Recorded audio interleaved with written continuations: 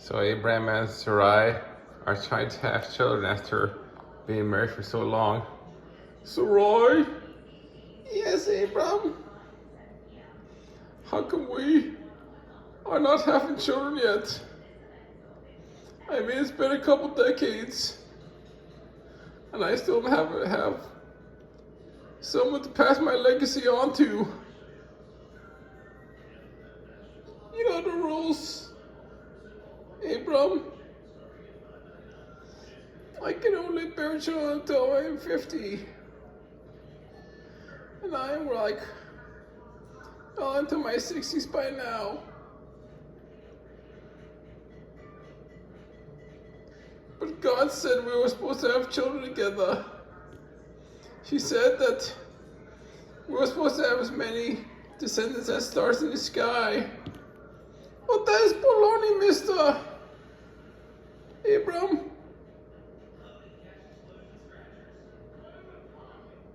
You know, I cannot just be popping out children anytime I want to. It's just that I don't know the rules. I can only bear children until I'm 50. Well, I guess that's not my problem. Abram? Yes, God? You remember the promise, right? That I have promised you as many offspring as there are stars in the sky. You so much believe me, even if it sounds incredibly illogical. You got that, young man? But I'm into my 70s. I don't care how old you think you are compared to the God of the universe. That is not infant age. You got that? Okay. I guess I'll find something else to do. What else do you think about doing, Mr. Abram? I'm thinking about getting married again. But that is trying to do something in your own strength, and I really advise against that, Mr. Abram. Because that would make you rely on your own strength and your own common sense when you're supposed to use mine anyway. Yeah, but I'm getting tired of waiting, and my wife is getting very upset at me because I sleep with her every night, and she thinks that I'd be better served getting on with a younger woman, you know, that.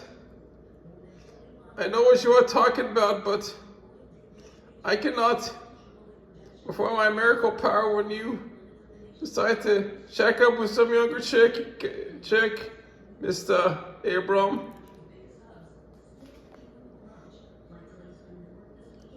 So you do God's work, no matter how much people make fun of you. You got that? Okay, God. I got some good news for you. You will have a son, but it just ain't gonna be by me. What do you mean? Meet my handmaid, Hagar. Oh, nice to meet you, Hagar. You look just like Sarai did at a younger age. Why, thank you. I didn't think she was a redhead like me. I guess learn new stuff every day. And now I shall have children through this lady. Get it on. So Hagar and Abram are sleeping together.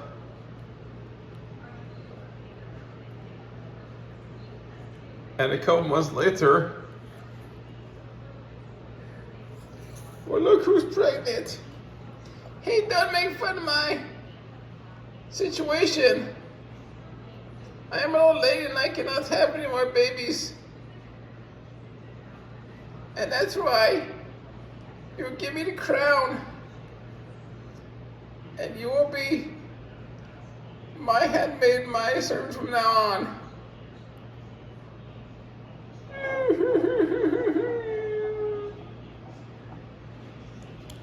isn't, Sarai.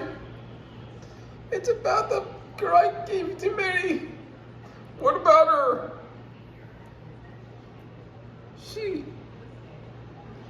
made fun of me and called me an old lady just because I couldn't bear children no more. Well, I think you would have pretty much done the same if she had been an old lady and you were young. Well, maybe you're right, but it still hurts very much, so.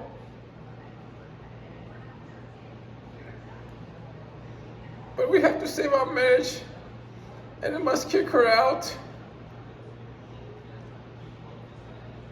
I guess I'll have to go right or visit them every now and then. I guess you are Mr. Abram. Hagar, you're hereby kicked out of this house.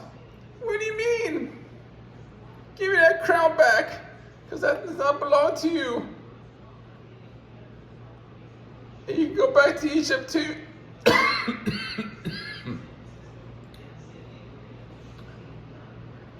You go back to Egypt too.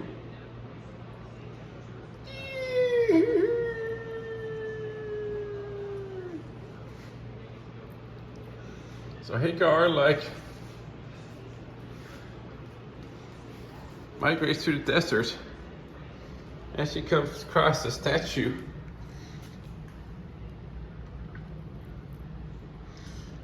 I guess this God that promised Abram some babies that allowed me to go through some pain because I was just trying to do Sarai a favor. And so I worshiped the goddess of Hylia. And then there is thunder and lightning rolling down. What happened to the statue? Hagar? Yes, God. You do not worship idols, because that statue is a person who died long ago. And besides, I am the Lord, I am your God, and you must only serve me. Now go back to your mistress and live among them again. You're making me. I'm not going back there. You can go kiss my Egyptian ass. Excuse me? You do not use the A-word, young lady? Do I have to go over there and spank a pregnant woman? You wouldn't do that. You wouldn't dare do that, because I would go tell Abram, and Abram would kick your ass, mister. Your thirst do not intimidate me. You've made your God very angry with you. So the Almighty comes to visit Hagar. Peekaboo! Whoa! Is that you, God? You're in a lot of trouble, young lady. You were told to go back to Jerusalem to live among your alleged handmaid. We are the handmaid. I think you got the roles reversed when you call Sarai your mistress. What do you mean that she is my mistress? That was because she could not bear a child by herself. She needed help from me. And now she is pregnant. Ha ha ha, very funny, Mr. God. I think I will go. What about my cell phone? There are no cell phones, young lady. Just like millennia before Christ. And besides, cell phones will come out to the year after year 2000 AD. So how are you going to call Someone rebuilt that God's highly statue, young lady. You ever thought that? Writing a letter is like takes forever. I want to live in the future like the Jetsons. Well, the Jetsons aren't even on for like another 4,000 years or something like that. You just need to get used to the fact that you live in Old Testament Jerusalem. Well, let me think about that. No, I'm going back to Egypt. Get back here right now. You're not supposed to go back to Egypt because you are just trying to seek comfort. And I'm using your pain to tell a story and try to inspire future generations, young lady. But if you want to go back to Egypt, fine.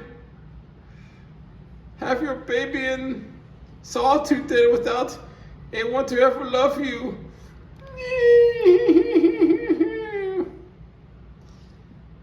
So I think it is time to go back to Jerusalem, young lady. And with that, this episode of My Early Use Bible with Bloopers has concluded.